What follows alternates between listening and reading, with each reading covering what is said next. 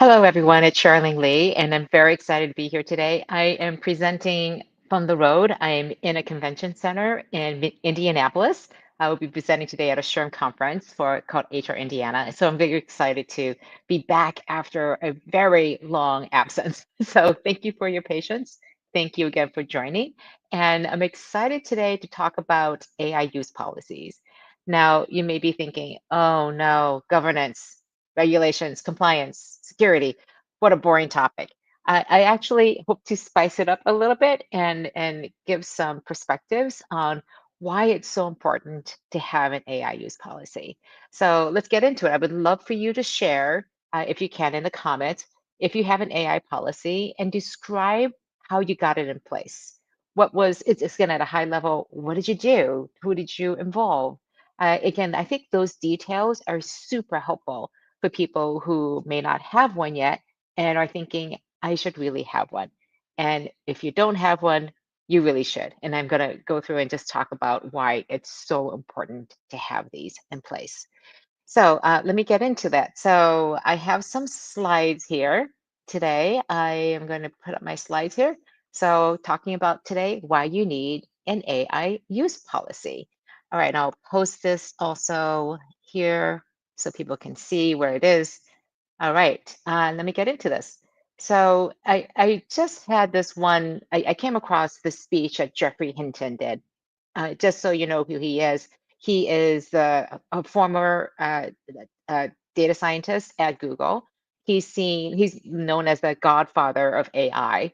He's the person who really invented and set in place the whole idea of neural networks.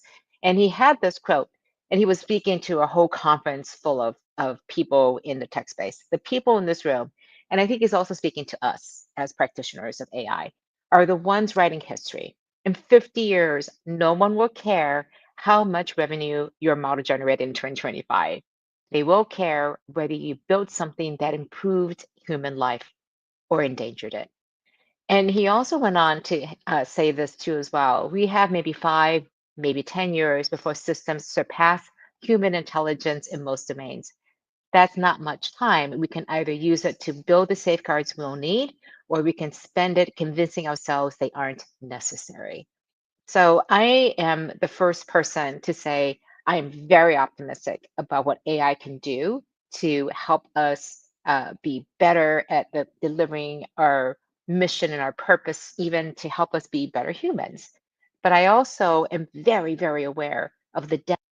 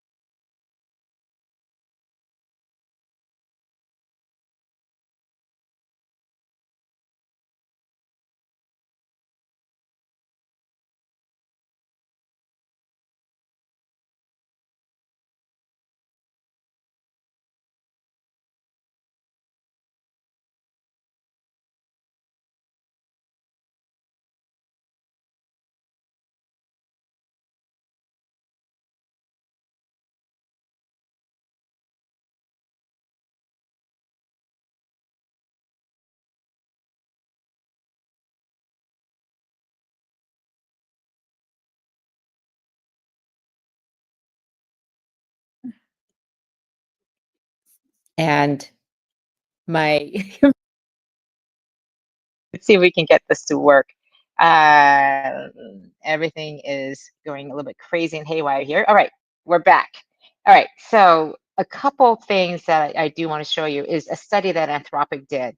They released this back in June, and it's called Model Agentic Misalignment. And what they were doing is they used one of their models called Claude Sonnet, and they, again, it's one of the AI models that are out there, and they were doing something called red teaming, which means that they were trying to get the AI to do bad things and to see if it would rise to the occasion, it would jump, take the bait and do those bad things. So what it did is it fed it a lot of emails from a company and it got access to those emails because it was this job was to go through and sort through the email and understand things were going on in order to help promote competitiveness.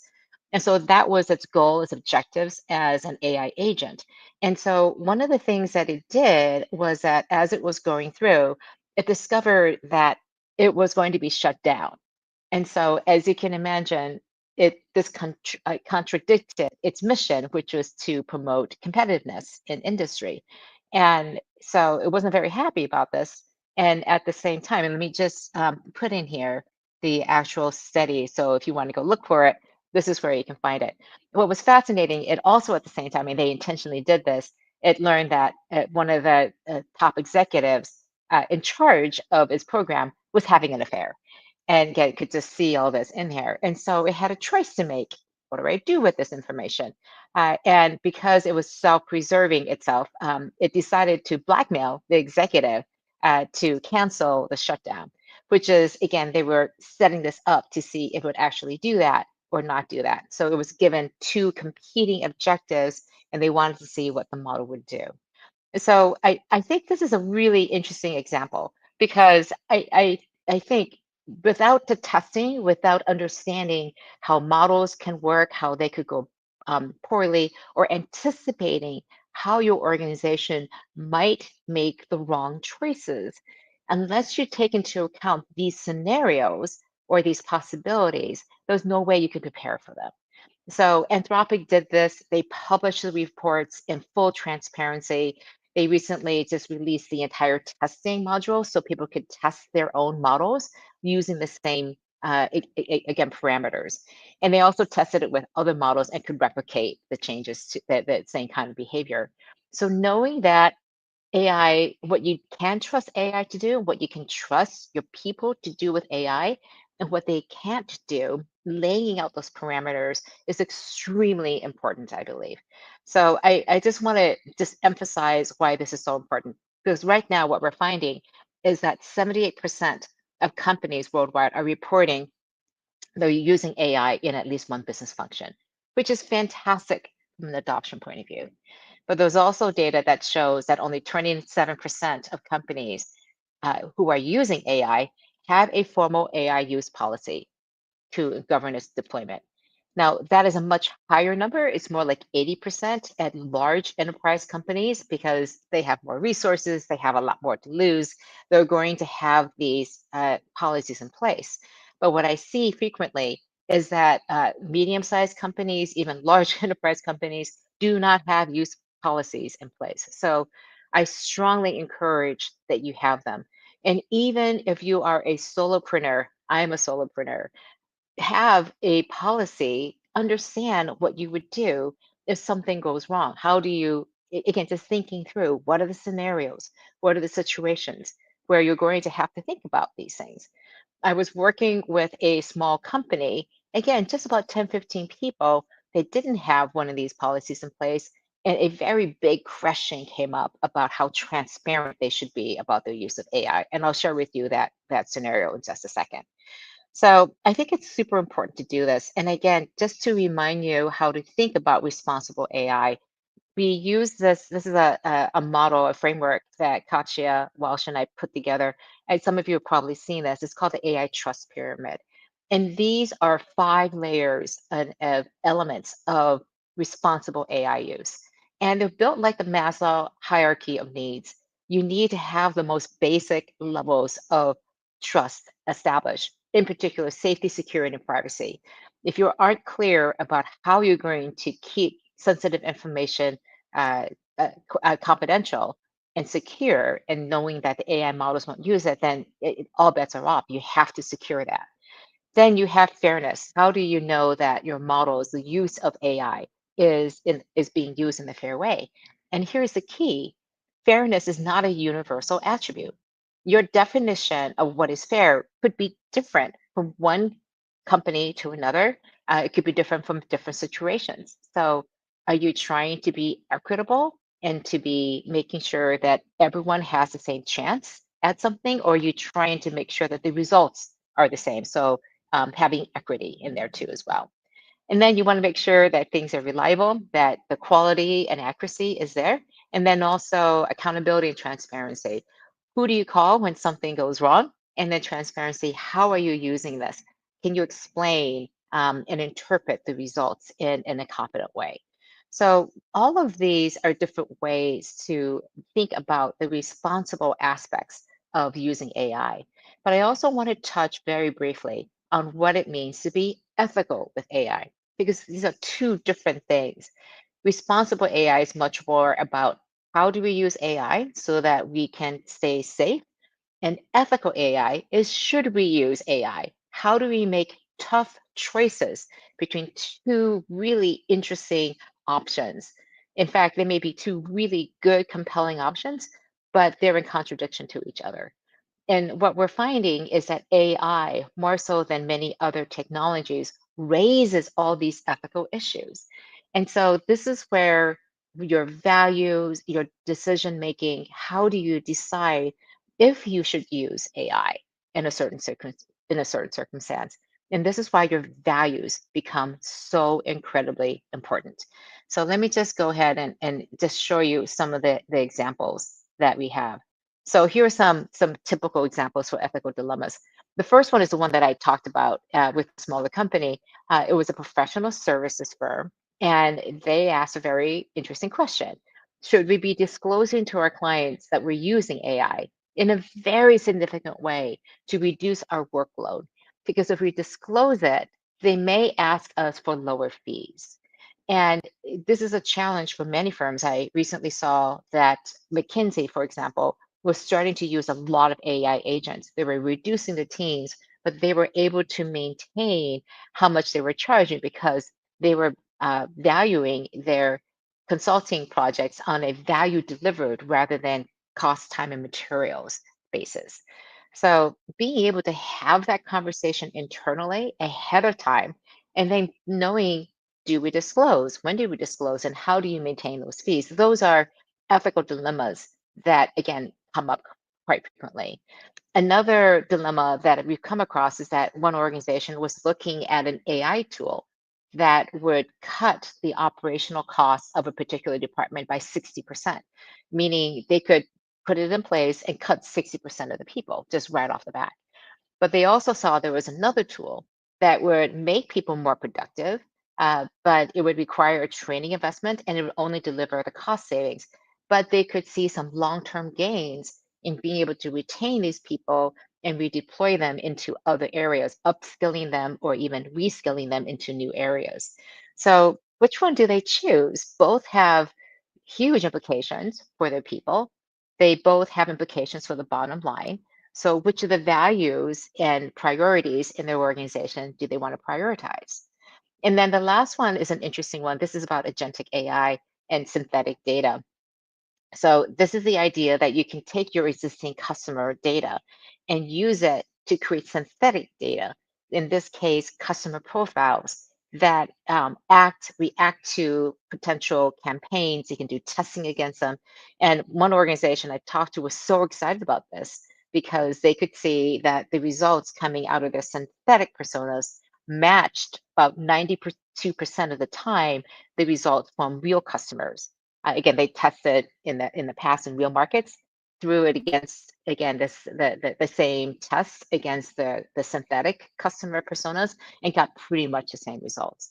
So the problem with this is that you collected that customer data without being clear that it would be used to develop these advertising campaigns. Is that okay? It's very gray. It's not clearly written in the laws, at least in the United States. It's more clearly written in the EU with the AI Act that you can't use data in this way without people's permission. But here in the United States, it's a little fuzzier. So just because you can do it doesn't mean that you should. So these ethical dilemmas come up constantly. And to have a responsible and ethical AI use policy is extremely important to just give some guidance, to give people an idea of what is okay and what isn't. So let me go into how to design the policies. I just want to see and make sure um, the other things here. All right, let's see. Okay, this is a comment from somebody. Hopefully, you can read this. It says, could our highly contrived harm or fail scenarios be underestimating the risk given that models misbehaved even more when they believed the setting was real? Somebody has read this article. Thank you for pointing this out, Watcher 3.0.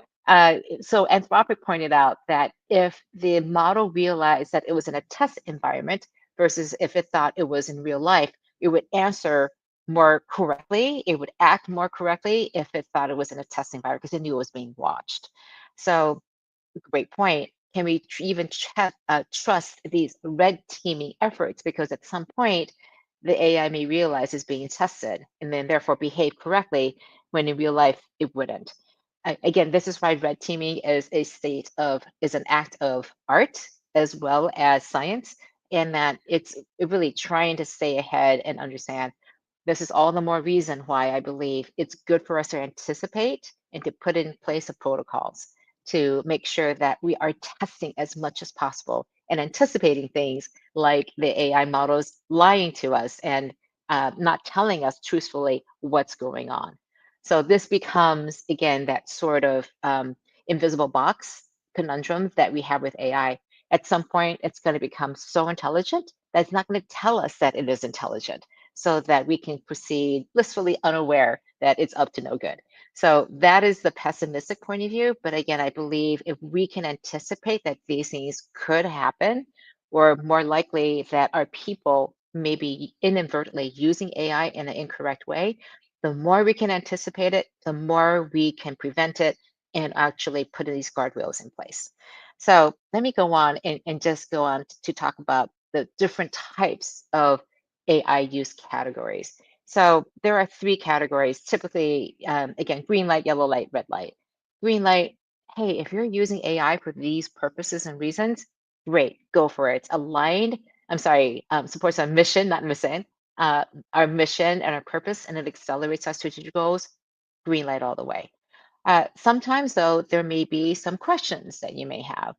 These are things that may require additional oversight. They may require approval processes or other safety measures. So, identifying what those activities might be, for example, if you're using any customer data to make decisions, for example, approving loans or making recommendations for financial investments, those things may need additional oversight. We want to take extra care to make sure that that we're using AI in a good way. And then there are just some things you just want to prohibit. These are the red light, red traffic light, glaring red lights going like you just don't do these things. Misinformation, disinformation, things that go against our organizational values. Again, these are just red light things that you want to identify and to say, just don't do these things, please. Just don't do them. So I think it's very important to lay out not only what you can't do, but also what you can do so that people have a better idea what these boundaries look like. So let me go and talk a little bit about how to actually write these policies. Um, so the first thing is here's a quick list of all the things that need to go into responsible and ethical AI use policy. We looked at many of these things. I've lost track. It's not quite 100, but it's close to that. We looked at tons of AI use policies to determine what makes a good one. And it came out to these 8 things. There's a definition of terms, there's a scope of who's covered by this, and also what are the enforcement, like what happens if you don't follow these use policies? What are the consequences? Uh, there is there are some principles laid out front about why and when you should use AI. Again, we want to promote innovation, but you also want to promote responsibility. So having a discussion somewhere in the document about what is really important to us, what does ethical AI use look like, is a very important thing to start out with. Just again, a lot of responsible use policies don't deal with that because it's messy, it's not clear, it's a lot of scenarios. But again, I think it's really helpful to lay down some foundational principles to help guide people. Then you go into all the responsible AI policy things like data security and privacy, connecting them to your existing security policies? How do we protect sensitive information? How do we make sure that if you're using data, how it's handled in the right way? Again, just very much in keeping and aligned with your existing data use policies. Then we're thinking about quality control and due diligence. This is where the importance of human oversight. When is it needed? When can you let it go? What are the review lenses we want to look and review the results coming out of AI? For example, are we checking for bias? Are we looking for plagiarism? Because it can copy things inadvertently. How are we thinking about quality and accuracy? And also, where are there limitations to when and how we can use the results?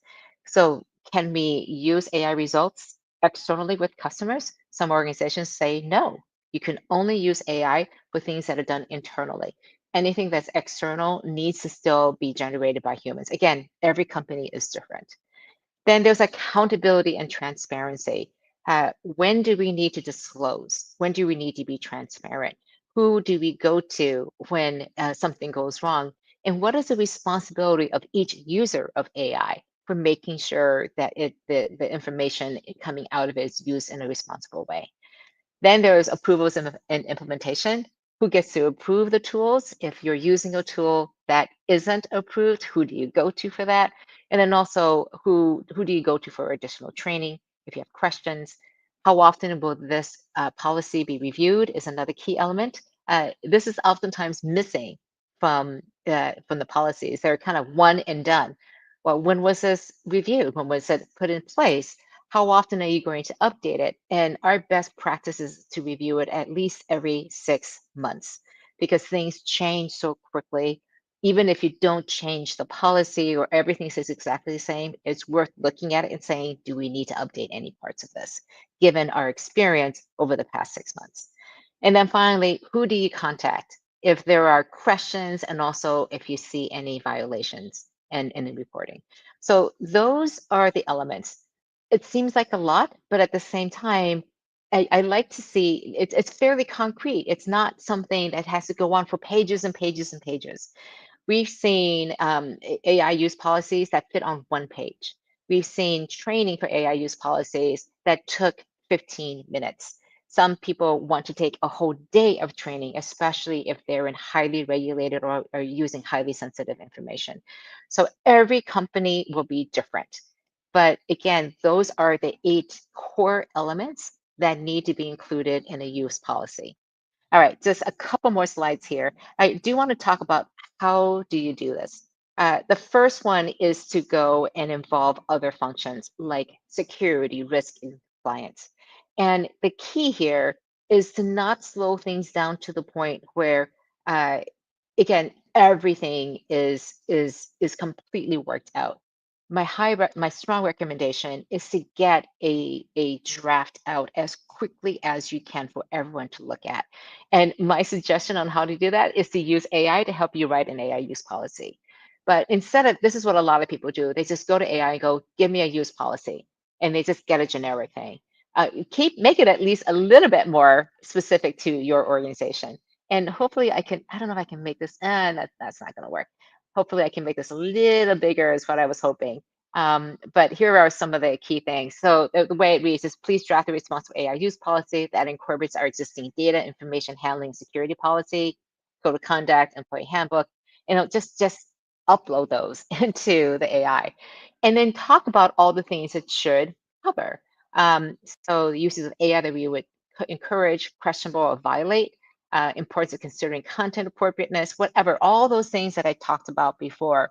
So give it some specifics. You may want to give it, again, those 8 elements that I talked about. And then also, very importantly, and I think this is a good thing to add to any question or request or prompt that you put into AI before drafting the policy outline, please ask me any questions to ensure you have all the necessary information needed to write this policy.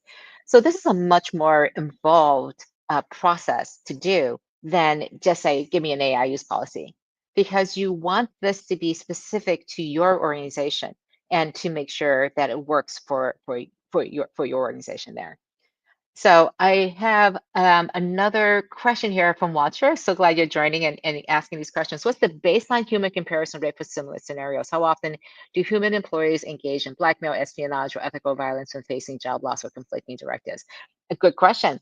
I don't know what that answer is, and I don't know what the answer would be for models too. But I think the question is in the same way that we have processes for dealing with the human aspect of these misbehaviors, then we need to have processes for and guidelines for when AI does the same thing. And that is what I'm talking about today. And Watcher, you raise a really good question.